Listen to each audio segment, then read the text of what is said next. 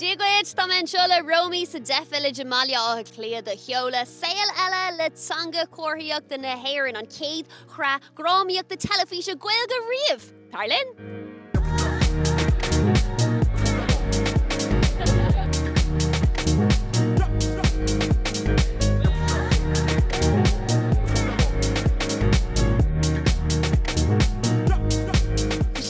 Ítach go mas nána seo ar fáil go dtéine agus gur féidir len clár chur trí Ghaeilge agus in ISL agus gur féidir len sin na scapa.